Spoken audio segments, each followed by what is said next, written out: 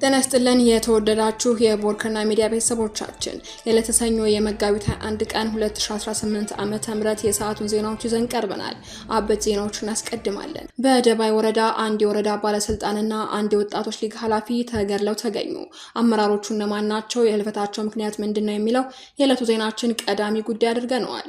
የምርጫ ካርድ ለማሰራጨት ሲንቀሳቀሱ የነበሩ 4 የሚሊሻ አባላት ላይ እርምጃ መወሰዱን የአማራ ፋኖ ብሔራዊ ንቅናቄ አስታወቀ። የ10 አለቃ አመራሩ ጓዱን በማስከተል የፋኖን ትግል ተቀላቅሏል ተብሏል።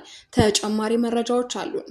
የመንግስት ሰራተኞች በነዳጅ እጥረት ምክንያት በግዴታ የዓመት ረፍት እንድንወጣ ተደርገናል አሉ። እንደ ኮሮና ዘመን በቤታችን ሆነን እንድንሰራ ትዕዛዝ ተሰጥቶናል ሲሉ ተናግረዋል። ሌላኛው የዜናችን አካል ነው። 52 ከፍተኛ የትምህርት ተቋማት በትምህርትና ስልጠና ባለስልጣን እገዳ ተጣለባቸው።